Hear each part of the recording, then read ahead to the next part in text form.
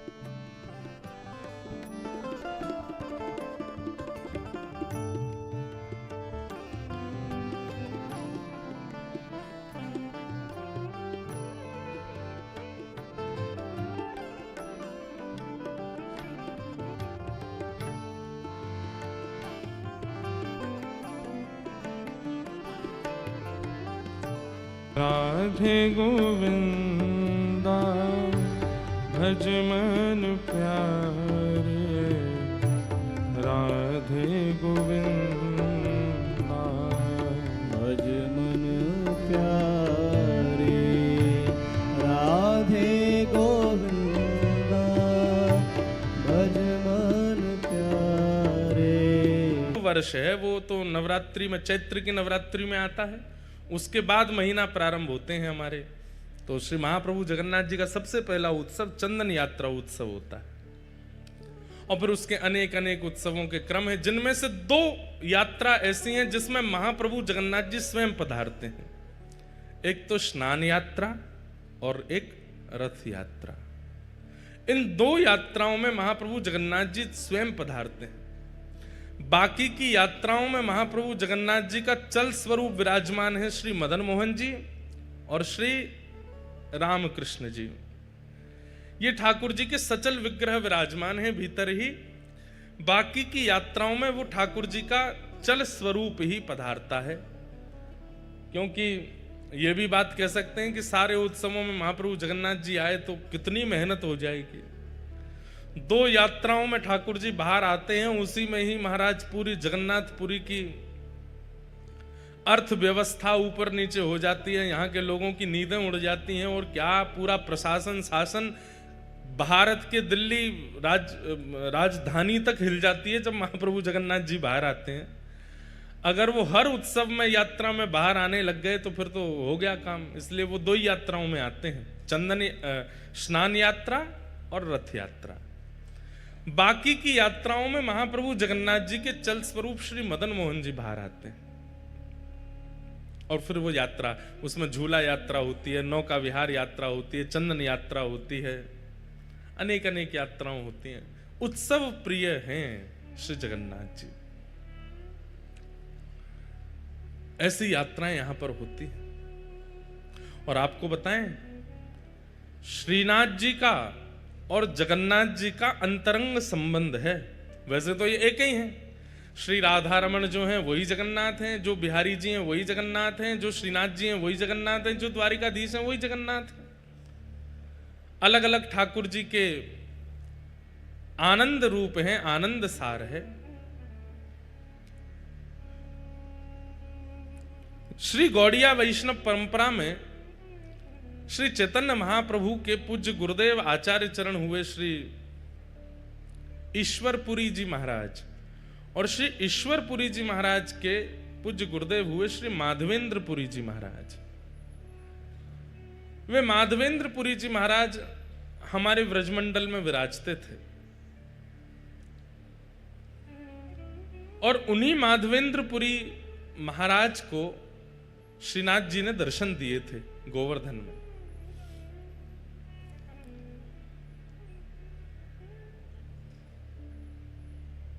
गोविंद गोविंद गाइए रे भजो, राधे गोपाल कृष्ण गाइए।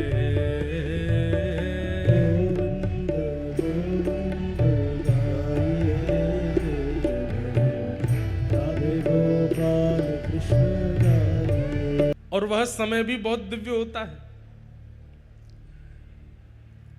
आपको आपके गुरु के दर्शन कहां हो रहे हैं और गुरु आपको कहां आशीष प्रदान कर रहे हैं, वो स्थान भी उस आशीर्वाद को अति विशेष कर देता है। एक तो हमारे गुरुदेव, ऊपर से हमारे पिताजी, और फिर व्यासपीठ पर तो समस्त तीर्थ विद्यमान होते हैं। व्यासपीठ जहां विराज जाती सारे तीर्थ आ जाते हैं, लेकिन वह व्यासपीठ भी एक विशेष तीर्थ में विराज जाए तो उसकी महिमा और है। और उस पर बैठे हुए जब आचार्य चरण आकर के अनुग्रह कर दें, कृपा कर दें, आशीष दे दें, तो ये निश्चित ही भगवान की अति प्रसन्नता का प्रतीक है। ठाकुर जी बड़े प्रसन्न हैं। आज वृंदावन से पूज्य गुरुदेव भगवान भी यहाँ कृपा पर करके पधारे हैं आशीष देने के लिए। पूज्य गुरुदेव भगवान को बारंबार प्रणाम। तो हम क्या निवेदन कर रहे थे कि हमारे श्रीनाथ जी का और महाप्रभु जगन्नाथ जी का अंतरंग मेल है तो एक ही, लेकिन माधवेंद्रपुरी दास जी श्री गोवर्धन में विराजते थे और कहते हैं तब की चर्चा है जब श्रीनाथ जी प्रकट नहीं हुए थे। सद्दू पानी की गैया जाकर के चारों थनों से दुग्ध प्रवाह करती थी जिस स्थान पर, वहां से श्रीनाथ जी प्रकट हुए। कथा हमने अनेक बार सुनाई है। लेकिन उससे पूर्व श्री गिरिराज जी की तलहटी में माधवेंद्रपुरी बाबा भजन करते थे। बहुत ध्यान से सुनिए सब लोग, इधर देखो। तब उन माधवेंद्रपुरी दास जी को एक छोटे से गोपाल जी, एक छोटे से ब्रजवासी बालक को रूप धारण करके आते और आकर के उनके सामने बैठ के दर्शन लाभ लेते। तब माधवेंद्रपुरी दास जी उनको बता दिया ठाकुर जी ने कि मैं ही परमात्मा हूं, मैं भगवान हूं, यहां लाला बन करके आनंद कर रहा हूं।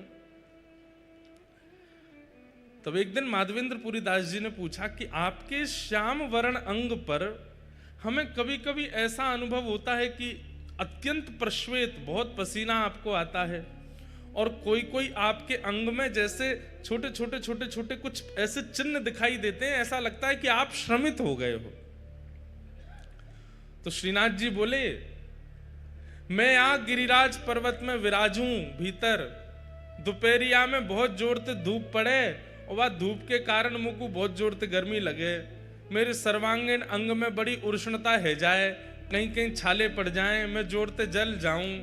वैसे तो मुझको दूध को अभिषेक किया जाए, मुझको दूध पिवायो जाए, मुझको 56 भोग परवाए जाए, पंचामृत अभिषेक ते मेरो आनंद कियो जाए, पर वासे नैकात देर के काजे तो सुख मिले, लेकिन फिरते ये पीड़ा हेन लग जाए। माधवेंद्रपुरी दास जी बोले, तो भगवान आज्ञा करो, आपकी ये पीड़ा हमेशा के लिए दूर कैसे होगी? बोले कि बढ़िया वारो कपूर और चंदन में घिस करके केसर मिश्रित करके जब चंदन तैयार करके मेरे श्री अंग पे लगायो जाएगो, तब मुझे कुछ सुख मिलेगो। तो माधवेंद्रपुरी दास जी बोले, तो मैं चंदन तैयार कर देता हूं। बोले कि ना, ऐसो वैसो चंदन नहीं, अब लगाओ तो फिर बढ़िया वारो लगाओ। तो बोले बढ़िया वारो चंदन कहाँ मिलेगा वो बताओ। बोले सबसे बढ़िया कपूर मिले चक्र तीर्थ में, जगन्नाथपुरी। और सबसे बढ़िया मलय चंदन, मलियागिरी चंदन भी कहाँ मिले? बोले जगन्नाथपुरी में। और बोले वहां मेरो एक स्वरूप है, वह स्वरूप को रोज चंदन लागी हुए, रोज चंदन लगायो जाए। आप तो वहीं जाओ और वहां से चंदन लेकर के आओ और आकर के मेरे श्री अंग पे लगाओ, तब मुझको सुख मिलेगा। तब माधवेंद्रपुरी दास जी श्रीनाथ जी की आज्ञा प्राप्त करके निकले हैं नीलाचल धाम के लिए, ठाकुर जी के सुख के लिए। देखो एक बात, हम लोग ठाकुर जी की सेवा में कोई भी सामग्री प्रस्तुत नहीं कर सकते, उस सामग्री में भी सर्वश्रेष्ठ सामग्री जो हो, और वो सामग्री भी सर्वश्रेष्ठ रूप से जहां निर्मित होती हो, वही ठाकुर जी की सेवा में लानी चाहिए। स्वयं श्रीनाथ जी माधवेंद्र जी से बोले, वो चंदन तो तुम यहीं घिस दोगे, लेकिन बढ़िया वारो तो वहीं मिलेगो, बढ़िया वारो कपूर तो वहीं मिलेगो, वहां ते लेके आओ। इसका मतलब क्या है? ठाकुर जी को विशेष प्रिय नहीं है, लेकिन वो हमें परखते हैं कि हमें प्रस्तुत करने के लिए कुछ विशेष देना उचित लगता है कि नहीं, वो ठाकुर जी देखते हैं। अब चंदन यात्रा पे आप अपने घर पे चंदन घिस के लगा दो ठाकुर जी को, ठाकुर जी कहेंगे ठीक है काम चलाओ तो कर ही दियो काम, लेकिन आप पूरी उसकी व्यवस्था करो, वहां से जल मंगा रहे हैं, वहां से कपूर मंगा रहे हैं, वहां से केसर मंगवा रहे हैं, 4 आदमियों को भेज के कर रहे हैं, स्वयं जाकर के कर रहे हैं, उससे ठाकुर जी और ज्यादा प्रसन्न होते हैं। देखो मेरे सुख के काजे कितना श्रम कर रहे हो है। हमारे गिरधर लाल जी की स्नान यात्रा पर स्नान होता है। अब स्नान यात्रा, स्नान कराना, टोंटी का जल भरो, करा दो स्नान, उसमें थोड़ा केसर आदि डाल दो, करा दो स्नान। नहीं, हम हमारे सब वैष्णव, सब हमारे जितने मित्र परिकर हैं, जितने हमारे पंडित जी, सबके साथ अवसर होगा, कथा नहीं है तो स्वयं जाएंगे। कहां? उत्तराखंड। उत्तराखंड में श्री यमुना जी सबसे पहले पृथ्वी पर जहां आती हैं, उस स्थान का नाम है कटा पत्थर।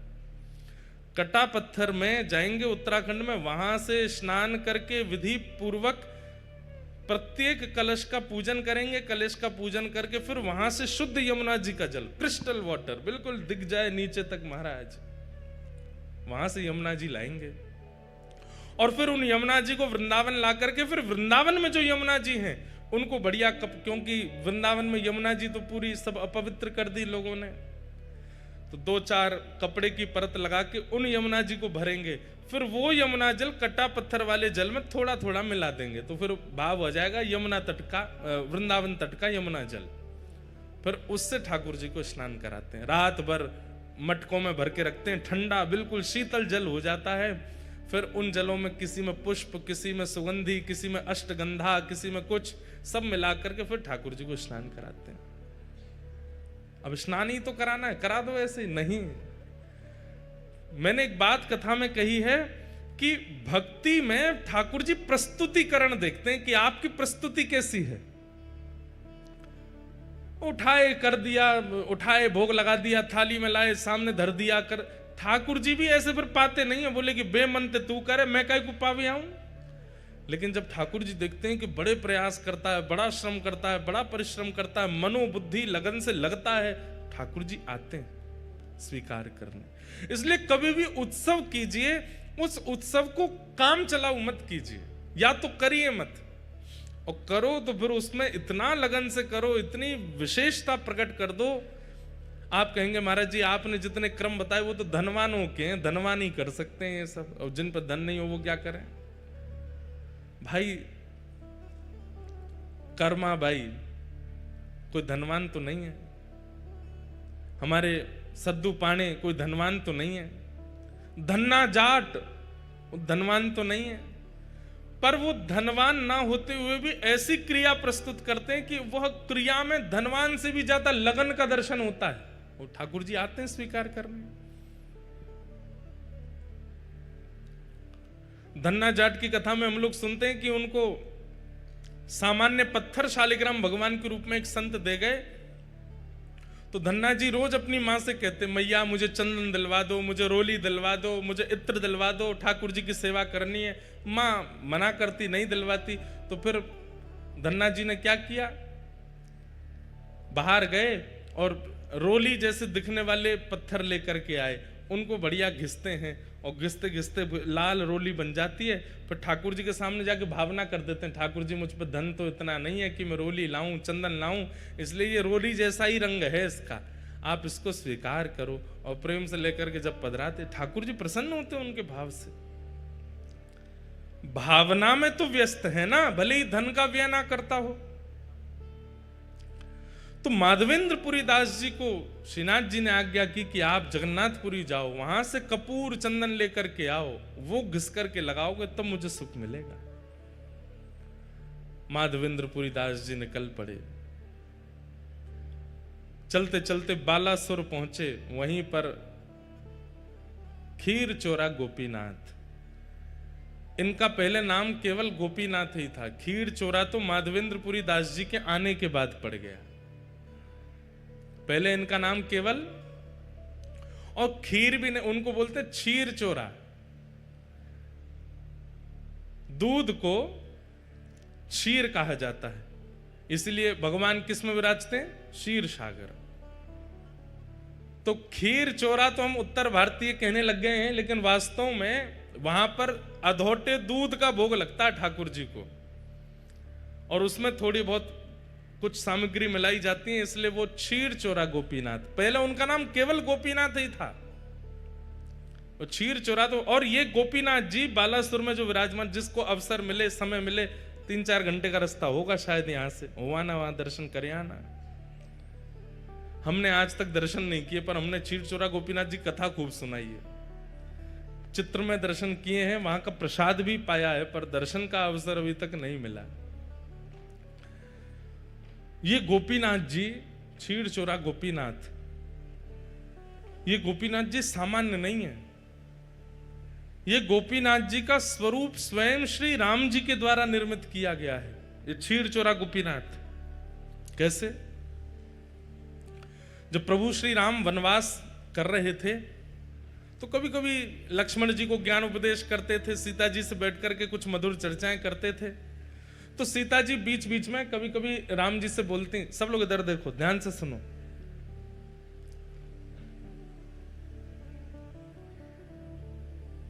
राम जी से कहती,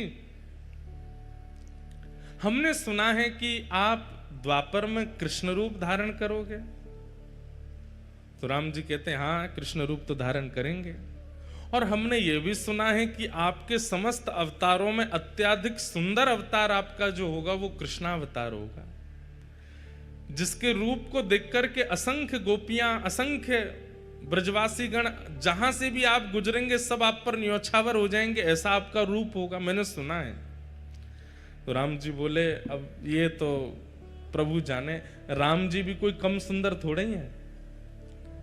वर्णन आता है कि राम जी जब वनवास करते हैं तो वनवास करते समय वहां के संत जन, वहां के निवासी जन, उनके पास राम जी सामग्री लेने के लिए जाते हैं।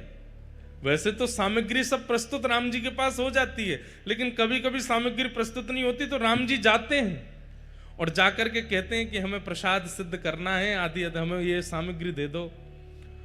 तो सूखी सामग्री, पक्की सामग्री, जो भी सामग्री देते हैं।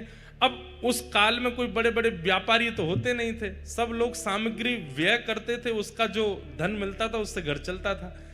अब राम जी जब, वो तो वनवासी हैं, उन पर धन तो होता नहीं था, तो सब सामग्री लेते थे। तो सामग्री लेने वाले, अब देने वाले को क्या दें? राम जी के पास कोई मुद्राएं तो है नहीं, तो कहते हैं कि राम जी प्रेम से मुस्कुरा जाते हैं, और जैसे ही राम जी प्रसन्न मुद्रा में मुस्कुराते हैं तो जो सामग्री देने वाले होते हैं वो कहते हैं कि हमको दक्षिणा मिल गई, आप तो सामग्री ले जाओ, आप तो बस मुस्कुरा दिया करो। आप खुश हो जाते हैं, आप हंस जाते हैं, आप थोड़े प्रसन्न मुद्रा में हमको देख लेते हैं, हमको लगता है कि हमें सर्वस्व मिल गया। तो राम जी भी कोई कम सुंदर तो नहीं है, एक ही रूप हैं दोनों, लेकिन कृष्ण थोड़े चंचल ज्यादा है ना, इसलिए उनकी रूप माधुरी अद्भुत है। तो सीता जी बोली, द्वापर में आप कृष्णावतार धारण करेंगे, और हमने सुना है कि वो कृष्ण स्वरूप बड़ा सुंदर होगा। राम जी बोले, अब कोई कम सुंदर है हम? बोले, नहीं, सुंदर तो आप अभी भी बहुत हो, पर हमें लगता है कि अभी आप इतने सुंदर हो तो कृष्णावतार में और सुंदर, इससे सुंदर और क्या होगा? आप हमें दर्शन करा दीजिए ना। तो राम जी बोले, ठीक है, समय मिलेगा तो मैं दर्शन कराऊंगा। तो फिर राम जी नित्य जाते, एक गुफा में एक शिला है और उस शिला को अपने बाण से ही ठाकुर जी छेद छेद करके अपने द्वापर में प्रकट होने वाले रूप का निर्माण कर रहे हैं, स्वयं राम जी। आहा, कोई मूर्तिकार ठाकुर जी का रूप बनाता है समझ में आती है, पर स्वयं ठाकुर जी ही अपनी मूर्ति बना रहे हैं, ये कितनी अद्भुतता है।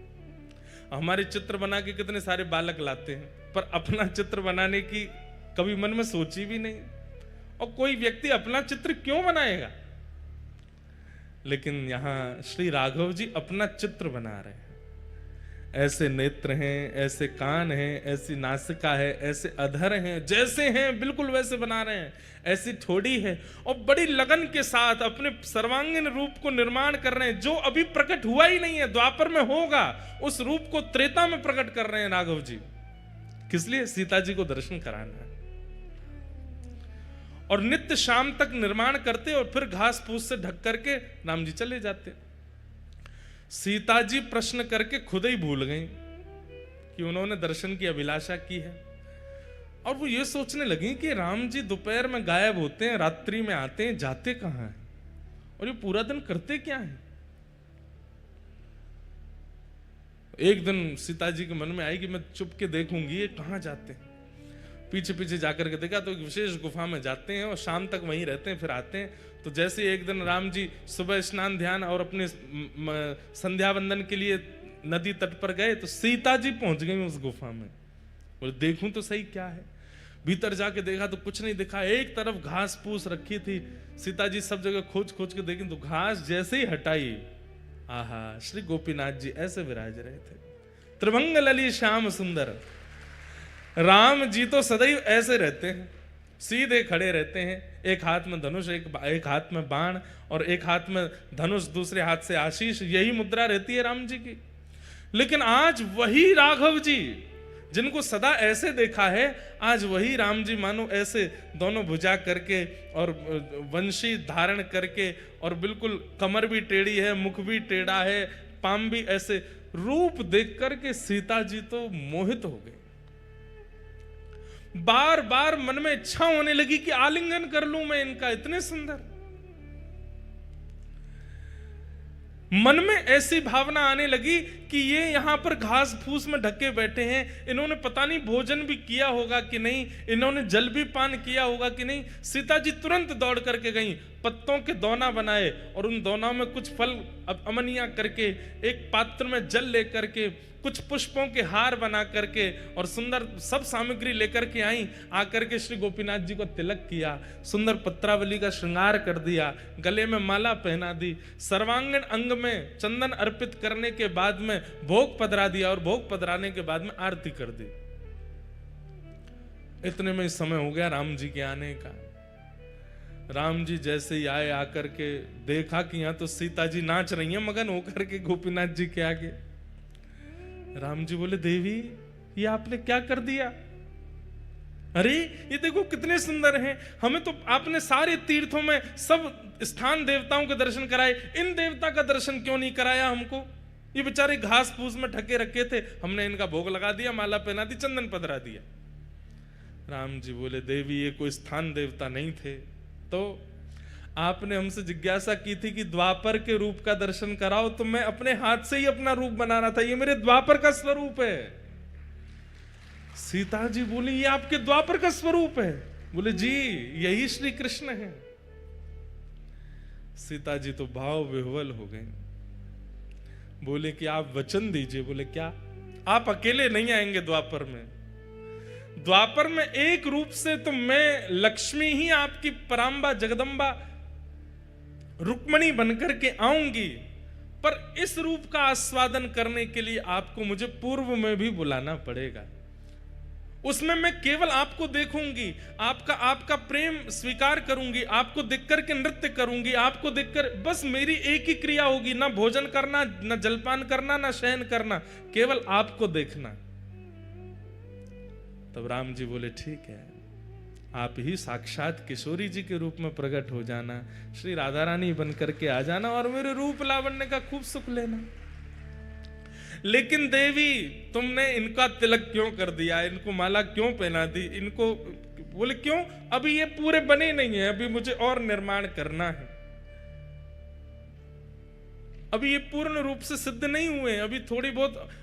तो सीता जी बोली ये इतने सुंदर हमारे प्राण हरण कर रहे हैं, इससे भी अधिक आपको इनको बनाना है तो इनको अधूरा ही रहने दो, फिर तो हम इससे अधिक जो विशेष रूप है वो तो द्वापर में ही देखूंगी मैं, क्योंकि इनको देख करके जब मेरा मन इतना आनंदित हो रहा है तो फिर पूर्ण रूप कैसा होगा।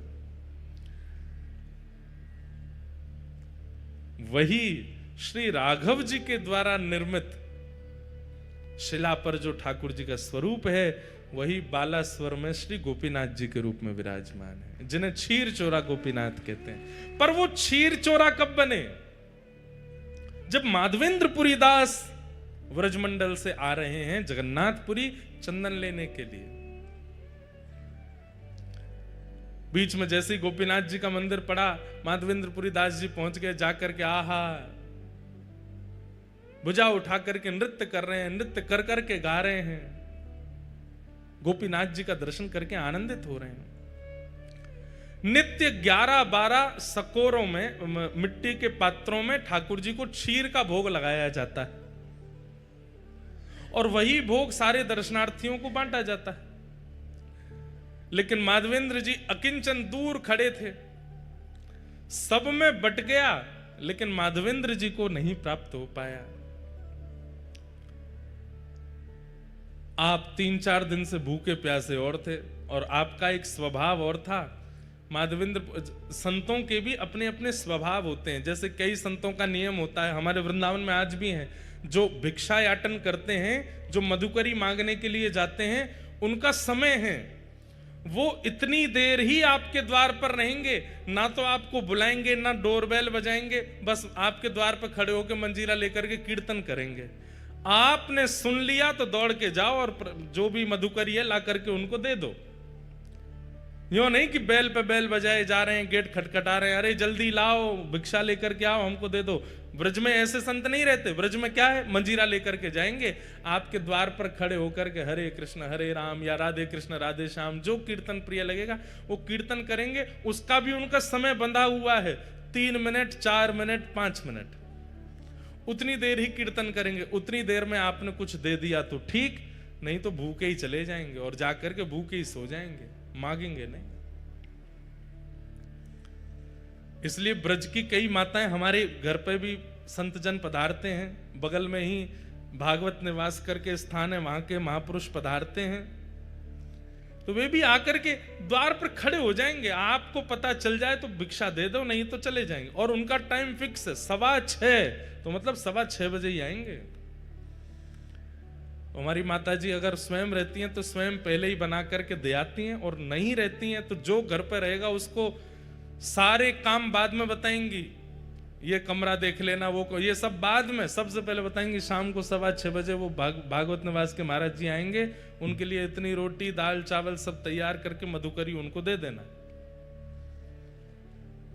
और कई बार हमने देखा कि जब घर लौट के जाते हैं, पूज्य पिताजी भी अनुभव करते हैं, तो माता जी सबसे पहले पूछेंगी, बाबा आए शाम को, मधुकरी दई?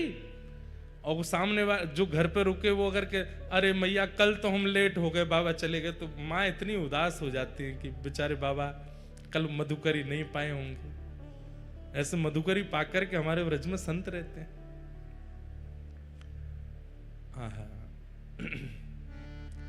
श्री माधवेंद्रपुरी दास जी, उनका नियम है कि वो अयाचक हैं, भूख लगेगी प्यास लगेगी लेकिन मांगेंगे नहीं। कोई स्वयं दे जाए तो छोड़ेंगे, नहीं तो पालेंगे। और वही माधवेंद्रपुरी दास जी भूखे तो थे, लेकिन गोपीनाथ जी का दर्शन करके नृत्य कर रहे थे। पुजारी जी सबको बांट रहे थे, लेकिन माधवेंद्रपुरी दास जी पीछे खड़े, तब तक पहुंचे तो सारा भोग बट गया, उनको नहीं मिला। प्रणाम करके दंडवत करके नृत्य करते हुए दूर बाहर जाकर के एक वृक्ष के नीचे माधवेंद्रपुरी दास जी बैठ गए। बंधुओं, हम लोगों से अपराध गलती हो जाती है, पर ठाकुर जी शब्द याद रखते हैं। अर्धरात्रि में ही श्री गोपीनाथ जी ने दर्शन दिए, किसको?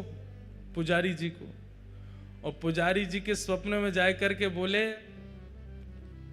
सुनो, बोले हाँ, आज इतने सारे रसिक जन दर्शन करने के लिए आए, सबको तुमने हमारी क्षीर प्रसादी बांट दी, पर पीछे एक ब्रजमंडल के माधवेंद्रपुरी दास जी खड़े थे, उनको तुमने कुछ नहीं दिया। तो पुजारी जी बोले जय जय, अपराध हो गया, हमसे गलती हो गई, हमको याद नहीं रहा। अब तो कल क्षीर बनेगी, रात्रि में भोग लगेगा, तब दे दूंगा। अरे बावड़े, वो 5 दिन के भूखे हैं और कल और उनको भूखा रखोगे और रात्रि में जाके क्षीर को भोग दोगे, इतनी प्रतीक्षा वो कैसे करेंगे? तो प्रभु आप ही बताओ क्या करें फिर? दोपहर में राजभोग का प्रसाद दे देंगे, मंगला भोग का बोले वो सब नहीं, जो हमारे क्षीर भोग प्रसाद में सुख है वो राजभोग और मंगला में नहीं है, वही देना था उनको। पुजारी जी कान पकड़ने लगे, बोले आज तो अपराध हो गया, क्षमा करो। ठाकुर जी बोले नहीं, अभी उठो, स्नान करो, मंदिर खोलो और भीतर जाओ, वहां से क्षीर भोग लाओ। बोले क्षीर भोग तो सबरो बट गयो, कुछ बचा ही नहीं है, कहां से लाऊं? बोले मंदिर में आके देखो तो सही, एक पात्र रखा है। स्नान ध्यान करके मंदिर में जा करके देखा तो महाराज वहां पर कोई पात्र दिखा नहीं। पुनः नेत्र बंद करके ठाकुर जी से कहे कहां है पात्र, आज्ञा तो करो। बोले हमको पता था कि तुम सब में बांट दोगे, माधवेंद्र जी को छोड़ दोगे, इसलिए हमने पहले ही एक सकोरा उठा के अपनी जेब में रख लिया है, हमारी जेब टटोलो। जैसे ही पुजारी जी ने ठाकुर जी की जेब देखी तो एक जेब में सकोरा धरा था खीर का। निकालते ही पुजारी जी के नेत्र सचल हो गए। बोले आप गोपीनाथ नहीं हो, आप चित चोरा गोपीनाथ नहीं हो, आप माखन चोरा गोपीनाथ नहीं हो, आप तो क्षीर चोरा गोपीनाथ हो। अपने भक्त को देने के लिए चोरी करते हो। ठाकुर जी बोले अब विलंब नहीं करो, मेरा पेट मेरे सामने भोग पधराने से नहीं भरता है। मेरे सामने पधराई हुई वस्तु जब मेरे भक्तों को पवाई जाती है तब मुझे शांति मिलती है, तब मुझे आनंद मिलता है। जब तक माधवेंद्र जी को प्रसाद नहीं मिलेगा मुझे नींद नहीं आएगी। जल्दी जाओ पवा दो। पुजारी जी दौड़े गए। रात्रि के 2-3 बजे होंगे, तब घड़ी तो नहीं थी पर अर्धरात्रि हो रही थी और माधवेंद्र जी नेत्रों से अश्रु प्रवाह एक वृक्ष के नीचे बैठे। पुजारी जी दौड़ करके गए और जाकर के कहा माधवेंद्रपुरी दास आप ही हैं क्या? माधवेंद्र जी बोले आपको हमारा नाम कैसे पता? बोले भैया किसी का परिचय सेठ कराते हैं, किसी का परिचय नगरवासी कराते हैं, पर आपका परिचय तो स्वयं श्री गोपीनाथ जी ने दिया है, स्वयं ठाकुर जी ने आपका नाम बताया है। माधवेंद्र जी बोले वो मेरा नाम जानते हैं? बोले जी उन्होंने ही आपका नाम बताया। और आपको खीर भोग नहीं मिला था आज? बोले नहीं मिल पाया था, आपने सब में बांट दिया, हम तक पहुंच ही नहीं पाए। बोले लो ठाकुर जी ने आपके लिए खीर, और पूरी वृत्तांत बताया कि ठाकुर जी ने अपनी जेब में छुपा करके रखी आपको देने के लिए। आहा, माधवेंद्रपुरी दास जी तो वहीं नृत्य करने लगे, रुदन करने लगे, अश्रुपात होने लगा नेत्रों से। हाँ गोपीनाथ, प्राण गोपीनाथ, जीवन गोपीनाथ कहकर के रोने लगे। खीर भोग पाया। और ये कथा जब प्रातःकाल होते पूरे नगर में प्रसिद्ध हुई, नगर के बाद प्रांत में प्रसिद्ध हुई और पूरे भारत में प्रसिद्धि हो गई और ठाकुर जी का नाम बदल गया, खीर चोरा गोपीनाथ। उससे पहले त्रेता से लेकर के द्वापर तक वे केवल गोपीनाथ थे, लेकिन माधवेंद्रपुरी दास जी के आते उनका नाम क्षीर चोरा गोपीनाथ पड़ गया। बोलो क्षीर चोरा गोपीनाथ की।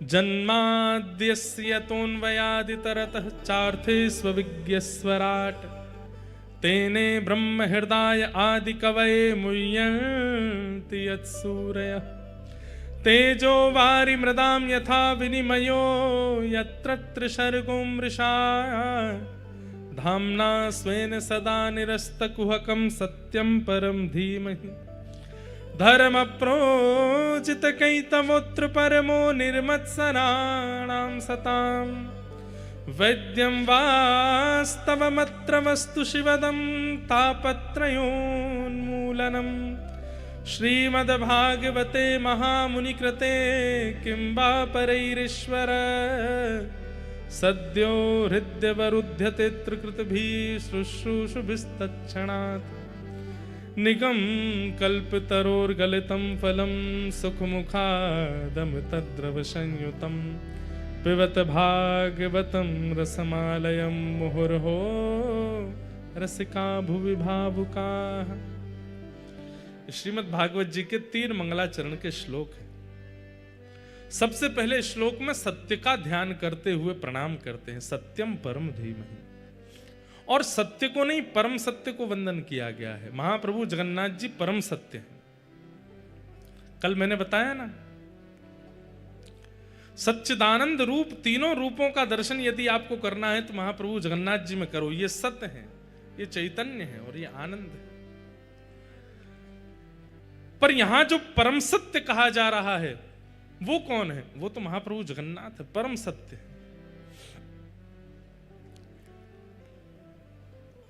ऐसे परम सत्य श्री महाप्रभु जगन्नाथ जी को हम प्रणाम करते हैं, वंदन करते हैं।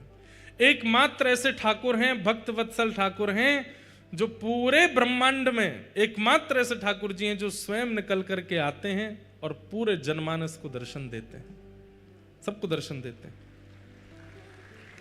कोविड आ गया, पूरी दुनिया की व्यवस्थाएं बदल गई, लेकिन महाप्रभु जगन्नाथ जी का तब भी दर्शन हुआ। बंधुओं, 5 प्रकार के अवतार होते हैं। पहले अवतार, वैसे तो 24 अवतार आदि सब हैं, पर भगवान 5 प्रकार से आते हैं। ठाकुर जी का पहला अवतार है परावतार। परावतार का मतलब होता है सर्वव्यापकता। परावतार, इस माइक में भी ठाकुर जी हैं, इस वायु में भी ठाकुर जी हैं, इस पंडाल में भी ठाकुर जी हैं, इन सामने आर्टिफिशियल इन पुष्पों में भी ठाकुर जी हैं, माइक में भी ठाकुर जी हैं, आप में भी ठाकुर जी हैं, हम में भी ठाकुर जी हैं। एक बात कहें, ये परा अवतार जो है इसको पूरी दुनिया मानती है। चाहे वो ईसाई हो, चाहे वो मुस्लिम हो, चाहे वो कोई भी हो, परा अवतार ठाकुर जी का सब मानते हैं। ईसाई भी मानते हैं, मुस्लिम भी मानते हैं, बौद्ध भी मानते हैं, सब मानते हैं क्या? भगवान सब जगह है। परा अवतार की व्याख्या और कहीं थी ही नहीं, केवल सनातन धर्म में थी कि परा अवतार भगवान सर्वव्यापक है। ईश्वरः सर्वभूतानां हृदय से अर्जुन तिष्ठति। ईश्वर सभी प्राणी मात्र में विराजमान है, सभी जड़ चेतन में विराजमान है। हमारी हिंदू वैदिक सनातन धर्म की तो कैसी, अभी हमने कथा प्रारंभ की तो हमने क्या कहा था कि ठाकुर जी केवल मंदिर में हैं, ऐसा मत मानिए। आप श्री जगन्नाथपुरी में विराज रहे हैं, यहाँ की पृथ्वी का दर्शन कर रहे हैं, समुद्र का दर्शन कर रहे हैं, आकाश का दर्शन कर रहे हैं, सूर्य का दर्शन कर रहे हैं, जगन्नाथपुरी में खड़े होकर के, तो आपकी दृष्टि जो देख रही है सब जगन्नाथ हैं। ये ठाकुर जी का परावतार, सर्वव्यापकता। लेकिन सर्वव्यापकता से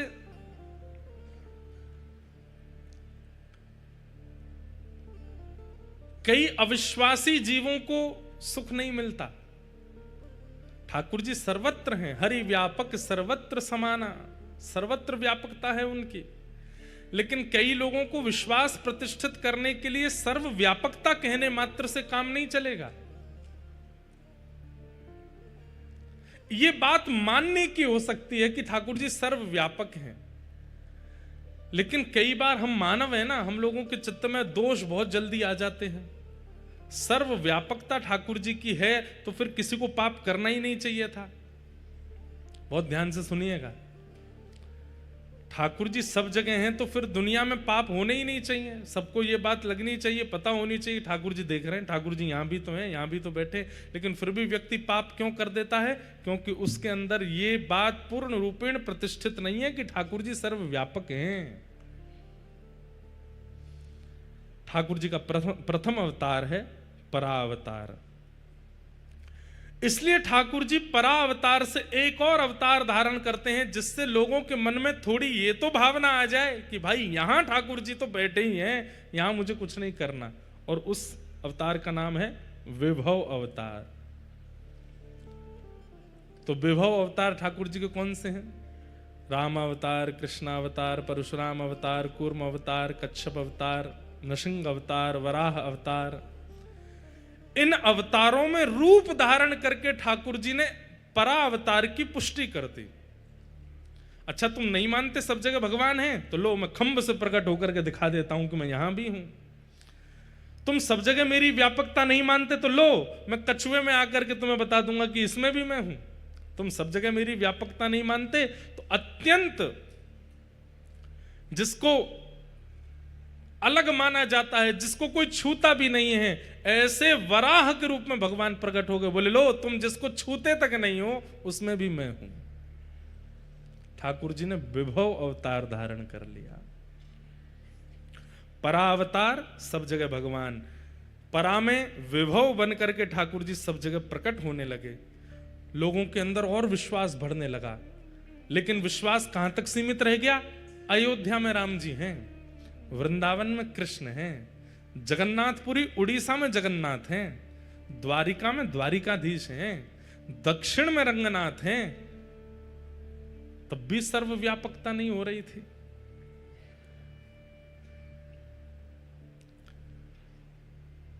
ठाकुर जी ने मन में विचार किया, अब क्या करें? अब इस सर्वव्यापकता को कैसे और ज्यादा रूप धारण कराएं? तब ठाकुर जी ने व्यूह अवतार धारण किया।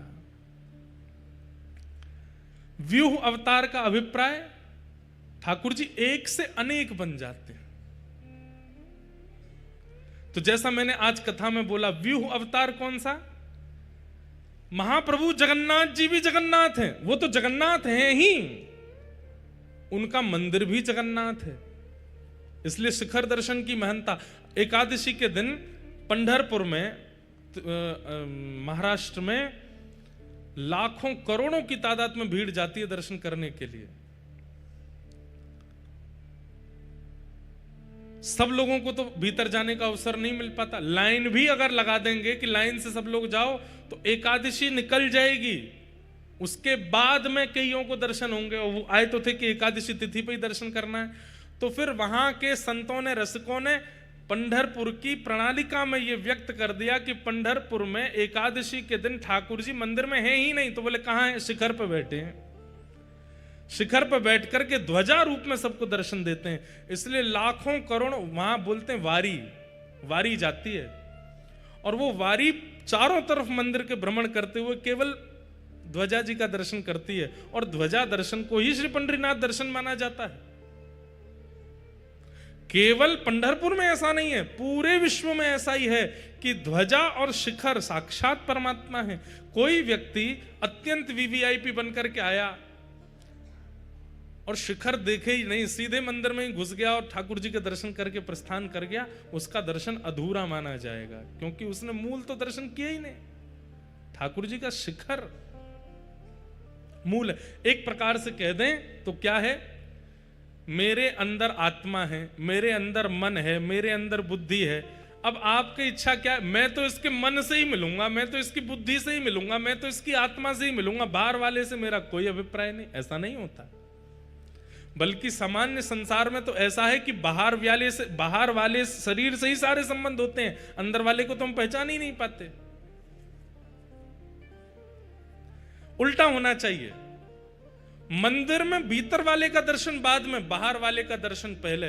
और संसार में व्यक्ति के भीतर पहले झांको, बाहर वाले से ज्यादा आकर्षण मत रखो। हम शरीर पर, रूप पर, रंग पर ज्यादा आकृष्ट हो जाते हैं, उसके हृदय का दर्शन नहीं कर पाते। मंदिर में भीतर दर्शन मिल जाए तो अच्छा, नहीं तो बाहरी दर्शन कर लो, शिखर देख लो बस।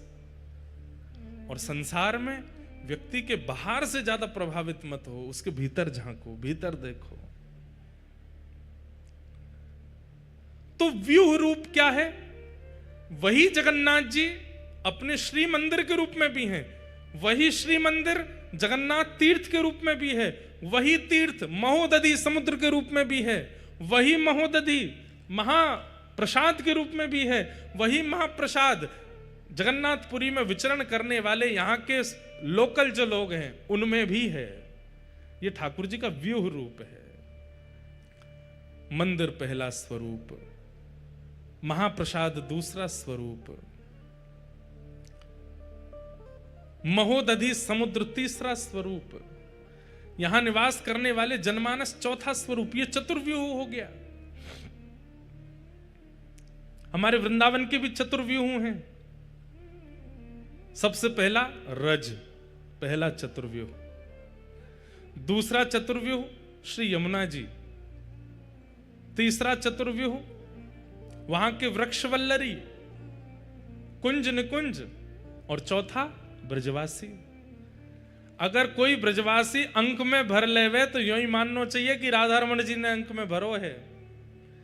कोई ब्रजवासी दिख जाए तो यूं ही सोचना चाहिए श्री राधा वल्लभ जी दिख गए हैं। ब्रजवासी को यह नहीं मानना चाहिए, उसको खुद नहीं सोचना चाहिए भाई मैं ही राधा रमण हूं, मेरा दर्शन कर ले। उसके मन में यह भावना नहीं होनी चाहिए।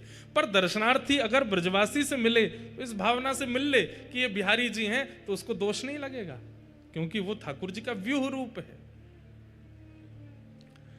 तो पहला परावतार, दूसरा विभव अवतार और तीसरा व्यूह अवतार।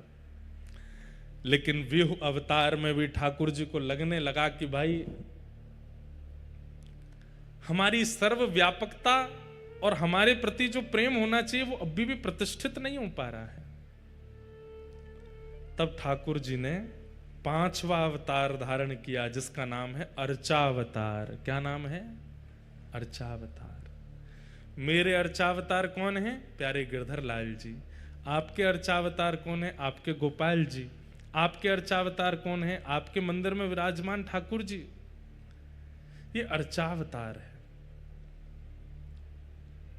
ये ठाकुर जी का पांचवा अवतार है, अर्चावतार। परावतार, विभव अवतार, व्यूह अवतार, अर्चावतार। और इस अर्चावतार में एक अवतार रह गया, अंतर्यामी अवतार। चौथा अवतार अंतर्यामी अवतार। अंतर्यामी अवतार मतलब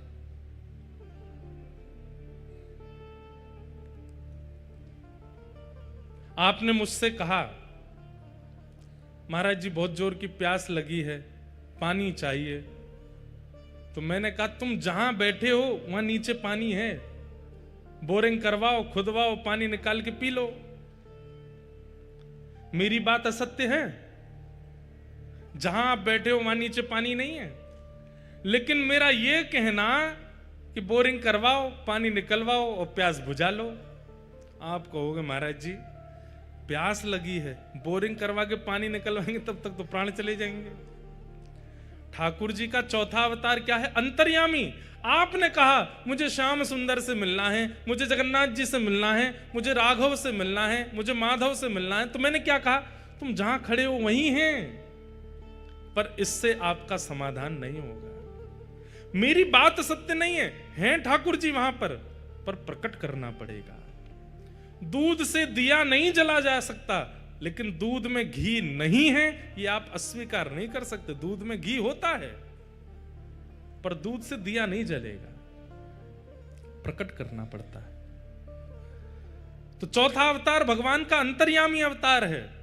आप जहां हो, जैसे हो, आप कलकत्ता में हो, मुंबई में हो, जयपुर में हो, महाराष्ट्र में हो, तमिलनाडु में हो, जहां हो सब जगह राधा रमण जी हैं। पर आपको याद आ रही है कि मुझे राधा रमण जी से मिलना है, तो मैं ऐसा कह दूं तुम जहां वहीं हैं, तो हैं, तो ये बात सत्य तो है, पर उनको अनुभव करने के लिए प्रकट करना पड़ेगा। प्रोसेस लंबा है। तब ठाकुर जी ने विचार किया कि कलयुग में इतना समय नहीं है लोगों पे, मैं हूं तो सर्वत्र, पर मुझे प्रकट करने की इतना समय का इन्वेस्टमेंट, इतनी मेहनत का इन्वेस्टमेंट लोग नहीं करेंगे। तब ठाकुर जी ने पांचवा अवतार धारण किया, और वो क्या है? अर्चावतार। अर्चावतार का मतलब क्या है? हमारी बात को बहुत ध्यानपूर्वक सुनिएगा। जितनी योग्यता, जितनी श्रेष्ठता, जितनी प्रतिष्ठा, जितनी विशेषता महाप्रभु जगन्नाथ जी की है, उससे किंचित भी कम नहीं है आपके घर में विराजमान ठाकुर जी की। दोनों समान हैं। वो ठाकुर जी का अर्चावतार है। अर्चावतार के प्रति हमारी पूर्ण निष्ठा प्रकट क्यों नहीं हो पाती? क्योंकि हम मंदिर के ठाकुर, तीर्थ के ठाकुर को और घर के ठाकुर में भेद मानते हैं। कोई अंतर नहीं है। ये भाव जिस दिन आपके हृदय में प्रतिष्ठित हो गया, पता है कैसे कीजिए? नित्य सुबह उठने के बाद, स्नान ध्यान करने के बाद जब अपने ठाकुर जी का पर्दा खोलने के लिए जाओ, तो उस समय ये भावना मत रखो अपने गोपाल जी को उठाना है, आज वो वाली पोशाक पहनानी है, आज ये वाला भोग लगाना है, आज ऐसे आरती कर, नहीं। क्या भावना रखो? बहुत दिन हो गए हम द्वारिकापुरी नहीं गए हैं, तो आज स्नान करते करते ही मन में चिंतन कर लो, जब द्वारिका गए थे तब द्वारिका का कैसा मौसम था, उस मौसम का आवाहन कर लो। द्वारिका में कैसा समुद्र है, उस समुद्र का आवाहन कर लो। द्वारिकाधीश जी का मंदिर का शिखर कैसा, उसका आवाहन कर लो स्नान करते करते ही। द्वारिकाधीश के लोग कैसे हैं, वहां के लोगों की श्रृंगार कैसा है, वहां के लोगों की बोली चाली कैसी है, केम छो, मजामा छो, गुजराती बोल रहे हैं सबरे। मन में सारी भावनाएं प्रकट कर लो और फिर अपने मंदिर में जाते समय यही भावना रखो, साक्षात द्वारिकाधीश का दर्शन कर रहे हैं। कपाट खोलते ही जय द्वारिकाधीश कहकर के प्रणाम करो। आपके ठाकुर जी का दर्शन और प्रणाम श्री द्वारिकाधीश जी के दर्शन से किंचित कम नहीं होगा, ठीक उतना ही फल मिलेगा जितना द्वारिकाधीश जी के दर्शन में मिलता है। अगले दिन, कल तो द्वारिका हुआ है, आज कहां जाएं? बोले आज जगन्नाथपुरी चल रहे हैं। और सवेरे स्नान करते करते ही आवाहन कर लीजिए, महोदधि समुद्र नारायण भगवान हैं, नील चक्र पर सुंदर पीत ध्वजा जी रोहण हो रही हैं, सुंदर ठाकुर जी का मधुर मंदिर है, सिंह द्वार है, सिंह द्वार पर पतित पावन भगवान विराजमान हैं, सुंदर सीढ़ियां चढ़ के हम ऊपर जा रहे हैं। आहा, दालमा, आनंद बाजार में से सुंदर महाप्रसाद की दालमा की सुगंधी आ रही है। हरि हरि बोलो, हरि हरि बोलो कह करके सब उड़िया भक्त मटक मटक के नाच रहे हैं। आवाहन करते हुए जाओ और अपना वस्त्र आदि पहनते हुए ये विचार कर लो, हम मंदिर में आ गए हैं। और जैसे ही गरुण स्तंभ के पीछे गए हैं, नेत्र उठा करके देखा है, तुरंत अपने मंदिर के ठाकुर जी का कपाट खोलो, महाप्रभु जगन्नाथ की जय हो, श्री जगन्नाथ महाप्रभु की जय हो। अपने घर के ठाकुर जी को ही इस भाव से प्रणाम करने मात्र से जगन्नाथ यात्रा का फल मिल जाएगा। कितना इससे बढ़िया उपाय क्या होगा? हजारों की टिकट बच गई आपकी, हजारों के होटल का खर्चा बच गया, सारी शारीरिक मेहनत बच गई और घर में ही सौर्य तीर्थ प्रकट हो गए। क्यों? क्योंकि वो आपके अष्ट धातु के भगवान नहीं है, आपके घर में पीतल के, चांदी के, सोने के भगवान नहीं है, वो ठाकुर जी का अर्चावतार है। आप जिस प्रभु का आवाहन करोगे, जिस तीर्थ का आवाहन करोगे, जिस महाप्रसाद का आवाहन करोगे, वो सब आपके घर में उनके सन्मुख पधराते ही प्रकट हो जाएगा। उनको सामान्य मत समझा कीजिए, वो साक्षात भगवान का 5वां अवतार है, अर्चावतार। और श्रीमद् भागवत में ही कही गई एक वाणी की सिद्धता करते हैं, अहम भक्त पराधीन, मैं अपने भक्त के पराधीन हूं। जब भगवान ने यह बात कही कि मैं अपने भक्त के पराधीन हूं, तो किसी ने भगवान से कहा, पराधीनता का मतलब पता है आपको? भगवान बोले, हमसे पूछ रहे हो? पराधीनता का मतलब होता है कि हिल करके स्वयं पानी भी ना पीना, इसको पराधीनता कहते हैं। प्यासे रह जाएंगे लेकिन स्वयं पानी नहीं पिएंगे, इसको पराधीनता कहते हैं। तो किसी ने कहा, तो आप ये कर पाओगे? बोले, करूंगा, अर्चावतार के रूप में यही करूंगा। भूख लगेगी लेकिन तब तक नहीं पाऊंगा जब तक पवाएगा नहीं, प्यास लगेगी तब तक नहीं पीऊंगा जब तक पिलाएगा नहीं, श्रृंगार की इच्छा होगी लेकिन तब तक नहीं सजूंगा जब तक सजाएगा नहीं, नींद आ रही होगी लेकिन तब तक नहीं सोऊंगा जब तक सुलाएगा नहीं, अर्चक के पूर्ण अधीन हो जाऊंगा, इसलिए मेरा 5वां अवतार होगा अर्चावतार। और एक बात, जैसे काशी में गंगा जी हैं, हरिद्वार में गंगा जी हैं, ऋषिकेश में गंगा जी हैं, पर गंगा जी का मूल स्रोत गंगोत्री है। वृंदावन में यमुना जी हैं, दिल्ली में यमुना जी हैं, अन्य अन्य क्षेत्रों में यमुना जी हैं, पर मूल स्रोत यमुनोत्री है। ऐसे ही आपके घर लड्डू गोपाल हैं, आपके घर त्रिभंग ललित ठाकुर जी हैं, मेरे पास श्रीनाथ जी हैं, पर इन समस्त ठाकुरों के मूल स्रोत अर्चावतार सबसे विशेष अर्चावतार कौन से हैं? बोले महाप्रभु जगन्नाथ जी, ये अर्चावतार है। ये सारे हमारे घर के ठाकुरों के एक बात कह दें तो मूल स्रोत हैं जगन्नाथ जी। वैसे इनका नाम क्या है? जगन्नाथ, पूरे विश्व के नाथ। लेकिन रथ पे बैठना हो तो खुद चल के नहीं आते। यहां से पंडाओं के कंधा पे हाथ धरेंगे, इधर से पंडाओं के कंधा पे हाथ धरेंगे, खूब सारे पंडा पुजारी महाराज घेर लेंगे। और फिर इतना ही नहीं है, ठाकुर जी को बढ़िया पाश में बांधते हैं, सुंदर मोटी पाश में बांधते हैं और ठाकुर जी को खींचते हैं आगे। ठाकुर जी पीछे लुढ़कते हैं, फिर आगे आते हैं, फिर पीछे लुढ़कते हैं, फिर आगे आते हैं। हमने तो प्रत्यक्ष देखा जब अभी बाहुड़ा यात्रा में आए, बलभद्र जी निकले मंदिर से, इतने सीधे बेचारे बलभद्र जी सीधे रथ में गए, कहीं भी लुढ़के नहीं, किसी को परेशान नहीं किया, प्रेम से उछल उछल के सीधे रथ में पहुंच गए। सुभद्रा जी तो और भी प्यारी हैं, ऐसी गोद में जाती हैं वो तो। सुभद्रा जी तो नीचे ऐसे ऊपर उठा के ले जाते सुभद्रा जी को। सुदर्शन जी महाराज भी बड़े प्रेम से गए। लेकिन जब इनकी बारी आई, उस समय दर्शन कर रहा था, 500 से अधिक वैष्णव ठाकुर जी को खींचते हैं, 1000 होते होंगे। अरे कितने भी भारी क्यों ना हो, खूब प्रेम से उठ जाते हैं। जो अर्चक सब हैं वो सब बताते हैं, बोले कभी तो इतने हल्के हो जाते हैं कि ऐसा लगता है कि कोई फुआ रुई का उठा लिया हो। और कभी कभी महाराज जी प्रत्यक्ष देखा, कभी इधर वाले इन पर गिर जाएं, गिर ही जाते हैं, बिल्कुल दया नहीं करते, नीचे आगो तो खेल रहे हैं, ऐसे गिर जाएंगे, फिर यूं हो जाएंगे, फिर पीछे की तरफ जाएंगे, फिर आगे की तरफ आएंगे, कभी यूं हो जाएंगे।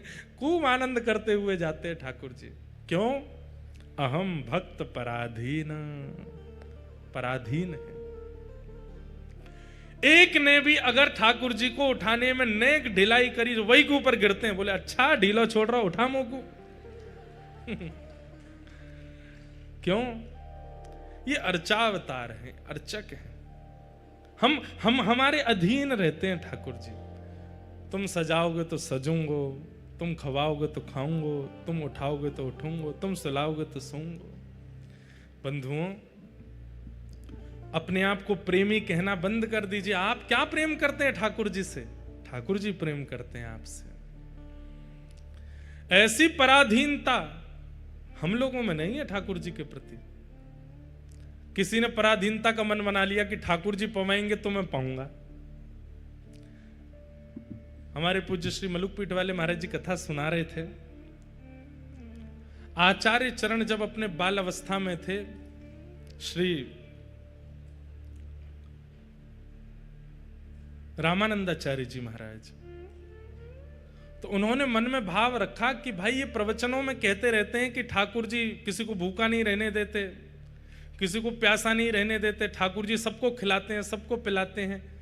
तो आचार्य चरण वहां बैठ करके सुन रहे थे श्री रामानंदाचार्य जी महाराज, और आपने मन बनाया, बोले कि ऐसे थोड़ी होता है, कर्म करना पड़ेगा, परिश्रम करना पड़ेगा, धन कमाना पड़ेगा, अन्न खरीदना पड़ेगा, तभी पेट भरेगा। ठाकुर जी ऐसे थोड़ी किसी को पवा देते हैं।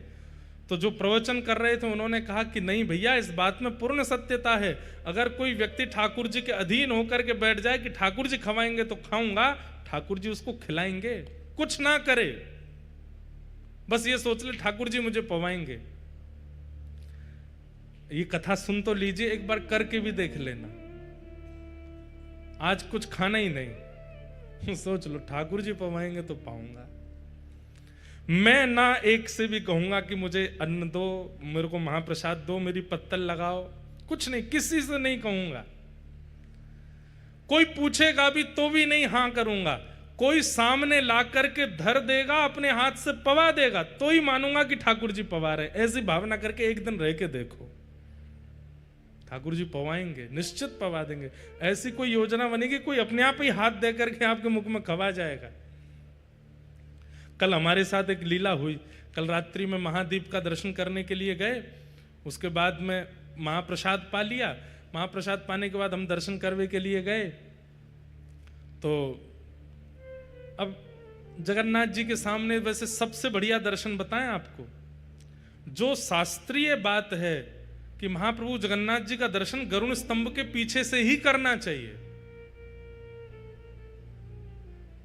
पर हमारे साथ दिक्कत ये हो जाती है कि हम जैसे दर्शन करने जाते हैं लोग हमको अपराधी बना देते हैं, हमारे पांव छू छू के, मंदिर में कोई पांव छू रहा हो, कोई कुछ कर रहा हो, तो इस कारण से बहुत अपराध बोध लगता है कि महाप्रभु जी के सामने लोग हमको प्रणाम करते हैं, तो लगता क्या करें। अब कल काजल वाजल लगा के जाऊंगा मैं बढ़िया कालिया बन के, तो कोई पहचाने ही नहीं, मास्क में भी पहचान जाते हैं, तो दर्शन हो। तो फिर ऐसे में फिर क्या करना पड़ता है, पुजारी जी लोग थोड़े हमको आगे से ले जाते हैं, यहाँ से आप प्रणाम कर लो। मन तो यही रहता है कि पीछे क्योंकि महाप्रभु चैतन्य महाप्रभु ने,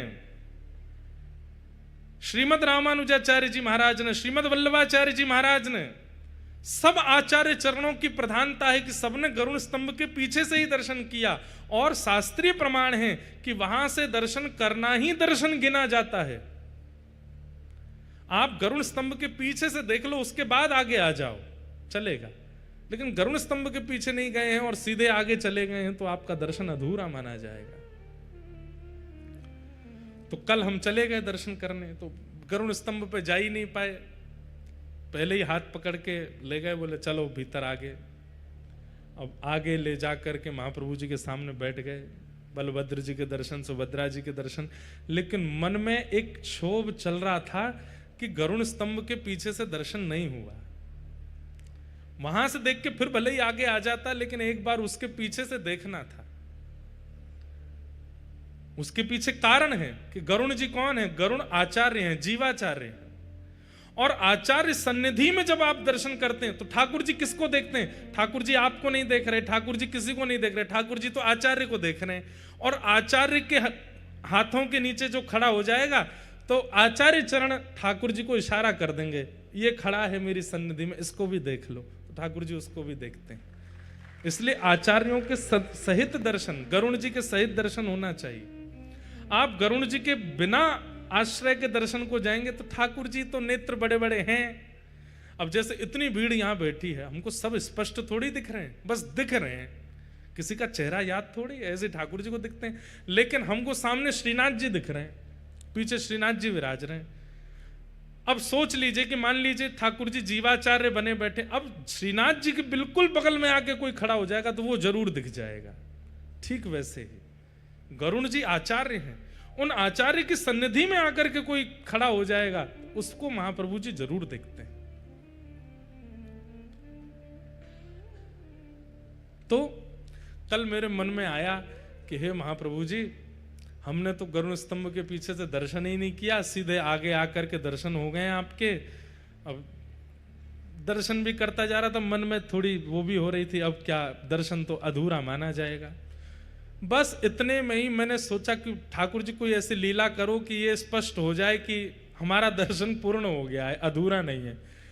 इतने में ही एक पुजारी जी आए और आकर के सीधा भात उनके हाथ में होगा, और मेरे को दिखे भी नहीं है, ऊपर से ही हाथ आया सीधे यूं, और सीधे मेरे मुंह में ही महाप्रसाद, ऐसे अपने हाथों से ही मुंह खोल करके महाप्रसाद डाल दिया भीतर। 2-4 कण तो नाक में चले गए मेरे उनको मुंह तो दिखा ली, ऊपर से आके सीधे ऐसे मुंह में, अब उनको मुंह तो पता नहीं था, ऐसे डालने लगे। वो तो मैंने मुंह खोल लिया, नहीं तो पूरा महाप्रसाद नाक में ही चला जाता लेकिन वो महाप्रसाद आते ही सिद्धि हो गई इस बात की। जगन्नाथ जी को देख रहे थे, महाप्रसाद पा रहे थे, ये पहली बार हुआ कि देखते हुए महाप्रसाद पाया। और वो भी अर्चक के द्वारा, ठाकुर जी की सेवा करके निकले होंगे, उन्होंने सीधे आके मुंह में पधरा दिया, तो ये प्रमाणित हो गया। महाप्रभु जी बोले कि लाला तू चिंता मत कर, तू तो ब्रजवासी है, तू जहां ते दर्शन कर ले वो पूरा ही मान हो जाएगा, ले महाप्रसाद पा ले। तो जीव सन्निधि आचार्य सन्निधि में करना चाहिए। तो ये बात मैं इसलिए बता रहा था, ठाकुर जी सबको पवाते हैं। और कल एक बात और थी, एकादशी पर नियम है कि आकंठ पाना चाहिए, अपनी क्षमता से ज्यादा पाना चाहिए। लेकिन कल हम जब रात्रि में वहां पा रहे थे तो हमने, हमारे बगल में शीतल भैया बैठे थे, कहाँ तो यहीं तो बैठे थे, ये बैठे, तो ये हमारे बगल में बैठे बैठे बोले, महाराज जी आप जितना पालो उसके बाद जो बच जाए हमको दे देना। भूख तो मुझे इतनी लगी थी कि मैं पूरा पा जाता, पर इन्होंने ये कह दिया कि जितना बच जाए दे देना, तो इनके लिए जानबूझ के अधूरा छोड़ा हमने। मतलब पेट भरा नहीं था, तो आकंठ वाला नियम पूरा नहीं हुआ। तो मंदिर में जाके जब ठाकुर जी के सामने बैठे, भीतर से आके पुजारी जी ने जब पवाया तो आकंठ हो गया, वो नियम भी पूरा हो गया कि एकादशी पर दुगना पाना चाहिए। ठाकुर जी पवाते हैं। तो श्रीमन रामानंदाचार्य जी ने अपनी बाल अवस्था में विचार किया कि बिना कर्म किए ठाकुर जी थोड़ी किसी को पवा देंगे। लेकिन प्रवचनकर्ता आचार्य ने कहा कि नहीं, ठाकुर जी पवाते हैं, पवाते हैं, पवाते हैं। नहीं विश्वास होता तो नियम धारण करके देख लो। तो आचार्य चरण बोले ठीक है, मैं कुछ नहीं करूंगा, एकांत में बीहड़ जंगल में जाके बैठ जाऊंगा और देखता हूं ठाकुर जी पवाते हैं कि नहीं। और आपने एक विशेष बीहड़ जंगल ढूंढा जहां कोई नहीं आए। एक नदी के तट पर विशाल वृक्ष था, रास्ता भी नहीं था वहां पर, और वहां जाकर के पेड़ के ऊपर जाकर के बैठ गए। और प्रवचनकर्ता आचार्य ने कहा था राम राम जपो, राम जी पवाएंगे। राम राम जपने लगे, राम राम राम राम राम राम राम राम, देखूं ठाकुर जी पवाएंगे कि नहीं। 4, 5, 6 घंटे व्यतीत हो गए। इतने में ही कुछ तीर्थ यात्री पता नहीं कैसे वहां आ गए, और वो तीर्थ यात्री अपने साथ भोजन सामग्री लेकर के चल रहे थे। और उसी वृक्ष के नीचे बैठ करके उन्होंने अपनी सारी भोजन सामग्री सामने रखी। तो ऊपर बैठे रामानंदाचार्य जी बोले, भोजन सामग्री तो आ गई, पर मैंने तो प्रण लिया है, अपने हाथ से उठा के भी नहीं पाऊंगा, ठाकुर जी पवाएंगे तो ही पाऊंगा। ऐसा भी तो हो सकता है कि इन तीर्थयात्रियों को उन्हीं आचार्य चरणों ने भेज दिया होगा, मेरे को ढूंढवा के वहां बैठा है, वो कह के गया है कि राम जी प्रसाद पवाएंगे। हो सकता है कि उन्हीं आचार्यों ने भेज दी हो, लेकिन मैं भी ढीठ हूं, अपने हाथ से पाऊंगा नहीं। जो ठाकुर जी अपने आप मुंह खोल करके पवाएंगे तो ही मानूंगा कि राम राम नाम का प्रभाव है ये। बैठ गए ऊपर। अब यहाँ तीर्थयात्री नीचे बैठ करके प्रसाद बस उन्होंने खोला ही था, आचमन करके पाने लगे। इतने में ही उस क्षेत्र का डाकू आ गया और खूब सारे अपने साथ में डकैतों को, छोटे मोटे चोरों को लेकर के आया, और सब ने आकर के धनुष बाण तलवार आदि निकाल ली और उन तीर्थयात्रियों से बोला हाथ ऊपर करो और जो भी कुछ है सब हमको समर्पित कर दो। अब जितने झोला थे, जितने सब कुछ थे, सब कुछ उन लोगों को अर्पित कर दिया। बोले भोजन प्रसाद भी सब हमको दे दो। बोले सब आपका है महाराज, ले लो और तुम लोग यहां से भागो। तीर्थयात्रियों को भगा दिया। रामानंदाचार्य जी ऊपर राम राम राम जप रहे हैं, सब देख रहे हैं।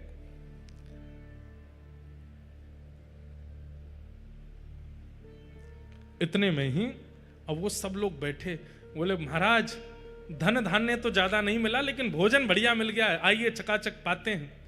तो जो मुखिया था डाकू का, बोला सुनो सुनो रुको, ये बीहड़ जंगल है, यहां कोई आता तो नहीं है, ये तीर्थयात्री यहां कैसे आ गए? इस बीहड़ जंगल में हम लोग ही घूमते हैं, कहीं ऐसा तो नहीं राजा बहुत दिन से हमको पकड़वाना चाहता है, और हमको पकड़वाने के लिए उसने इन तीर्थयात्रियों को भेजा और ये सुंदर सुंदर पकवान बनवा करके भेजे, ताकि हम जब लूटें तो ये पकवान भी हमारे पक्ष में आ जाएं।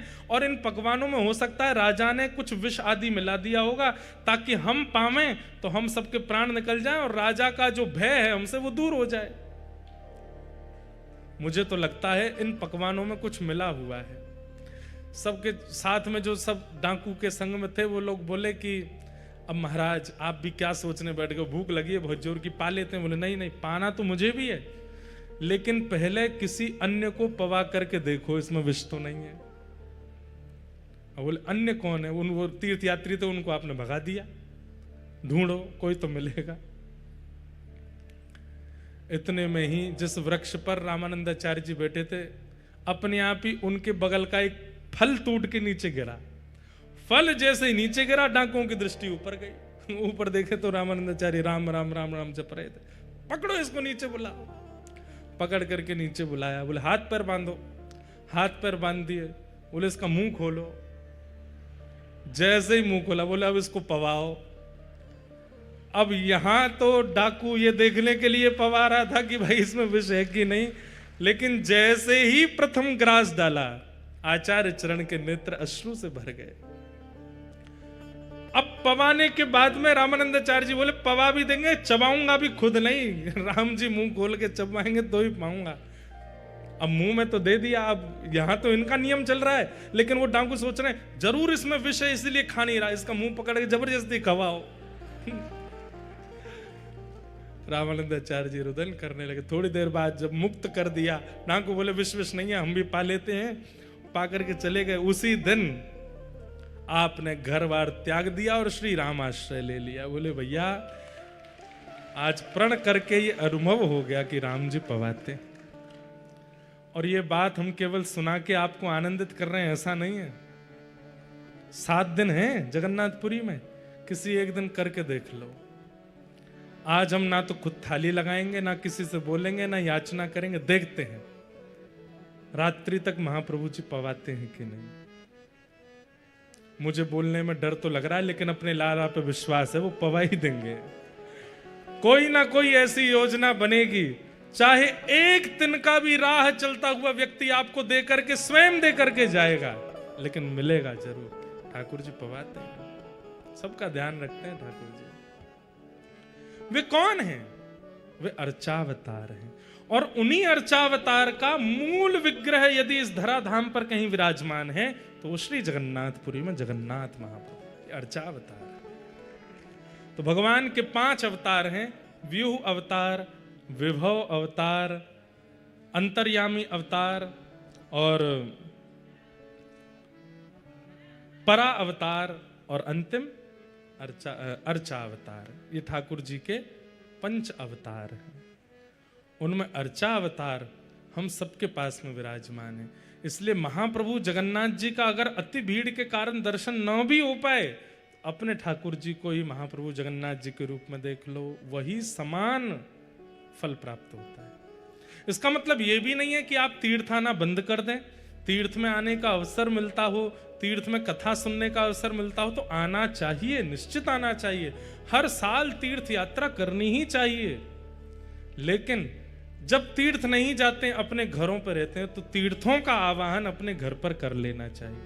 आपके अर्चावतार बड़े वर्सटाइल हैं महाराज, घर के ठाकुर जी जैसा वर्सटाइल कोई नहीं होगा। यही जगन्नाथ हैं, यही श्रीनाथ हैं, यही द्वारिकानाथ हैं, यही बद्रीनाथ हैं, यही राधारमण, यही श्रीनाथ, सब कुछ है। धर्म प्रोजित कैतवोत्र परमो निर्मत्सराणां सताम् वैद्यं वास्तवमत्र वस्तु शिवदं तापत्रयोन्मूलनम् श्रीमद्भागवते महामुनिकृते किं वा परीरीश्वर सद्यो हृद्यवरुध्यतित्रकृतभिः शुश्रूषुभिस्तत्क्षणात्। बंधुओं, एक भगवान का 6वां अवतार और है, और वो है ग्रंथावतार, श्रीमद् भागवत। और ये तो सबसे विशेष अवतार है। क्यों? अगर श्रीमद् भागवत जी नहीं होती, आप परावतार को नहीं पहचान पाते। श्रीमद् भागवत जी नहीं होती, आप व्यूह अवतार को नहीं पहचान पाते, आप विभव अवतार को नहीं पहचान पाते, आप अर्चावतार को नहीं पहचान पाते। इसलिए भगवान का एक 6वां अवतार और है, वो है पुराण अवतार, श्रीमद् भागवत। जैसे उन अवतारों के लिए अपने अपने नियम हैं, ऐसे इन भागवत जी के नियम क्या हैं? सबसे पहला नियम, भागवत जी क्या करती हैं? परम धर्म का बीजारोपण करती हैं सुनने वाले के चित्त में। जब व्यक्ति अपने शरीर को प्रमुख मान करके उसकी क्रियाएं करता है, ऐसा व्यक्ति धार्मिक माना जाता है। लेकिन जब व्यक्ति शरीर से इतर होकर के आत्म कल्याण की भावना चित्त में रखता है, तो उसी व्यक्ति को परम धार्मिक माना जाता है। समय पर सोना, समय पर उठना, समय पर खाना, समय पर रहना, समय पर सब करना, जो जरूरत है वो खाना, जो जरूरत का नहीं है उसको छोड़ देना। इस प्रकार से अपने धन अर्जन के लिए कर्म करना, व्यापार करना, ये सब धर्म कहलाता है। लेकिन अपने आत्म कल्याण के लिए, अपने चित्त के कल्याण के लिए इस देह के भीतर विराजमान जो सूक्ष्म आत्मा है उसके उद्धार के लिए जब आप क्रियाएं करते हैं उसको परम धर्म कहते हैं। रात में 10, साढ़े 10, 11 बजे सो जाना चाहिए, पर महाप्रभु जगन्नाथ जी की महाआरती वो दीप आरती कल रात्रि 11:30 पौने 12 बजे हो रही है। तो हमारे मन में क्या आया, वैसे तो मैं सो जाता हूं 11 बजे, लेकिन अभी तो आरती 11:30 बजे होगी, तो उस दिन उठ करके उस आरती के लिए अपने नियमों का त्याग कर रहा है, ये परम धर्म है। अब जन्माष्टमी को 12 बजे अभिषेक होता है रात्रि में, लोग बाग सो रहे हैं 10 बजे, जो नियम से रहने वाले। वैसे तो आजकल लोग 2-3 बजे से पहले सोते नहीं हैं। ये 2-3 बजे तक स्वयं को उठाना, ये कहीं ना कहीं पाप हो जाता है। वो धर्म भी नहीं है, परम धर्म भी नहीं है, वो पाप कर्म है। ठाकुर जी के लिए 2 बजे तक उठ रहे हो तो वो पाप नहीं है। किस लिए उठ रहे हैं 2 बजे तक? बोले भजन करते हैं रात में बैठ करके, नियम करते हैं रात में बैठ करके। हमारे वृंदावन में कई ऐसे महापुरुष हैं, रात्रि 2 बजे उठ जाते हैं, 2 बजे उठ करके भजन करते हैं। तो उनका 2 बजे उठना वो धर्म विरुद्ध, शास्त्र विरुद्ध नहीं है। क्यों? किस लिए उठे हैं? परम उद्धार के लिए, अपने कल्याण के लिए 2 बजे उठे, इसलिए उनका उठना उचित है। श्रीमद् भागवत जी क्या करती हैं? परम धर्म का निरूपण कराती हैं और परम धर्म करने की क्षमता प्रदान करती हैं। जहां व्यक्ति देह से उतर करके, देह से उठ करके अपने आत्म कल्याण, भीतर वाले उस चित्त के कल्याण की भावनाएं रखने लग जाता है, ऐसा व्यक्ति परम धार्मिक माना जाता है। शरीर तीर्थ में घूम आया, शरीर पर तिलक लगा लिया, शरीर को सब प्रकार की परिक्रमा आदि करा दी, शरीर को समुद्र में स्नान करा दिया, पर मन परिवर्तित नहीं हो पाया, वो व्यक्ति धार्मिक तो है पर परम धार्मिक नहीं है। परम धार्मिक व्यक्ति तो वो है जो बाहर से ग्रहण करने वाली वस्तु को हृदय तक ले जाए, वो परिवर्तन चित्त में आवे। जगन्नाथपुरी जब तक हैं तब तक तो भोजन आदि की शुद्धता का ध्यान रखा, और जैसे जगन्नाथपुरी से लौट करके अभी नवरात्रि आने वाली है, नवरात्रि में हमारे उत्तर भारत के कई प्रांतों में प्याज लहसुन भी नहीं खाएंगे लोग।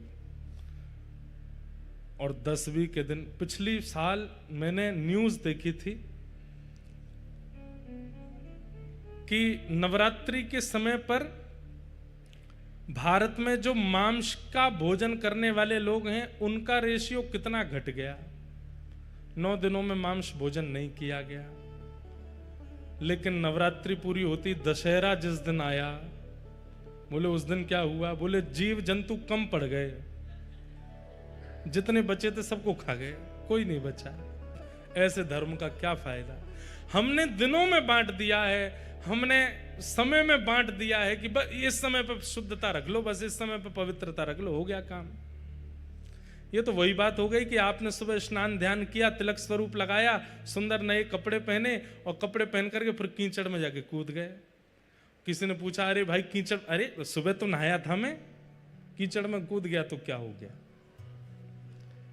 नवरात्रि व्रत तो किए थे मैंने, एकादशी जन्माष्टमी व्रत तो किया था मैंने, आज अगर थोड़ी सी पी ली, थोड़ा सा खा लिया तो उसमें क्या हो गया? ऐसा थोड़ी होता है। हर दिन नवरात्रि है, हर दिन पवित्रता है। ये भावना चित्त में प्रकट होना, इसी को परम धर्म कहते हैं। और ये भावना कैसे प्रकट होगी? भागवत जी की सन्निधि से होगी। धर्म प्रवजित कही तवोत्र परमो, जो परम धर्म की बीज को बोता है चित्त में, वो भागवत। इस परम धर्म का अधिकारी कौन है? तो कहते हैं निर्मत सराणाम सताम, जिसके चित्त में ईर्ष्या नहीं है वो इस परम धर्म का अधिकारी है। वैद्यम वास्तवमत्र वस्तु शिवदम, भागवत जी क्या करती हैं? ठाकुर जी से संबंध कराती हैं। कैसा संबंध? बोले शिवदम, कल्याणकारी। तापत्रयोन्मूलनम, 3 प्रकार के तापों का उन्मूलन करती हैं। श्रीमद्भागवते महामुनि कृते किंबा परैरीश्वर, सद्यो हृदयवरुध्यते त्रिकृतिभिः शुश्रूषुभिस्तत्क्षणात्। एक बात ध्यान से सुनिएगा, कथा सुनने से ठाकुर जी चित्त में विराजमान होते हैं, ये बात सिद्ध है। पर 7 दिन बाद जब कथा विश्राम होती है तो ठाकुर जी भी प्रस्थान कर जाते हैं। हमारी कथा सुनना सफल कब मानी जाए कि 7 दिन में ठाकुर जी चित्त में विराजमान हुए और 7 दिन बाद जब 8वां दिन प्रारंभ हुआ तब भी ठाकुर जी चित्त में व्यवस्थित रहे, और उसके बाद सालों निकल गए लेकिन ठाकुर जी चित्त त्याग करके नहीं गए, तो आपका कथा सुनना सफल माना जाएगा। लेकिन कथा विश्राम होते ही ठाकुर जी भी विश्राम को चले गए, तो आप तो कितनी कथा सुन लो, कुछ नहीं होने वाला। एक कथा सुनते ही मन बुद्धि चित्त में ठाकुर जी जो आके बैठे हैं, इस वक्त ठाकुर जी आपके चित्त में है, ये बात फैक्ट है। आप सबके चित्त में जगन्नाथ जी विराजमान है, लेकिन कथा विश्राम होते ही जगन्नाथ जी चले जाते हैं, क्योंकि हमारा चित्त उनको अनुकूल व्यवस्था नहीं देता। श्रोता को चाहिए कि कथा सुनने के बाद अपने चित्त का निर्माण ऐसा कर ले कि जो ठाकुर जी चित्त में आए वो कभी जाए ना, सदा वहीं बस जाए।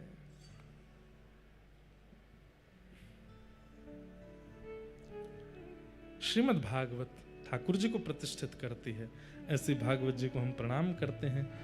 वेद रूपी कल्प वृक्ष का पका हुआ फल श्रीमद् भागवत सुखदेव जी के मुख लग जाने से अमृत तुल्य हो गया है, ऐसी भागवत जी की सन्निधि हम लोग ले रहे हैं, हमारा परम सौभाग्य है। आज बंधुओं, परम पूजनीय प्रातः स्मरणीय पूज्य गुरुदेव भगवान पूज्य पिताजी महाराज भी कथा में पधारे हैं। पूज्य पिताजी महाराज का वचनामृत हम लोग श्रवण करेंगे आज कथा के विश्राम में, और उसके बाद कथा का आज विश्राम होगा। आज कहाँ जाना है अभी तक अभिमन्यु रामानुज दास जी का संदेश हमको नहीं मिला है, लेकिन 4-5 बजे तक कहीं ना कहीं दर्शन के लिए आज जाएंगे। आप लोग वहीं पहुंच जाइएगा समय पर, प्रेम से वहाँ दर्शन करके आनंद करेंगे। पिताजी के उद्बोधन के पश्चात हम आप सब लोग आज संध्या में कहाँ दर्शन करेंगे उसकी योजना बना करके, और फिर आज शाम को दर्शन के लिए चलेंगे, चकाचक आनंद करेंगे।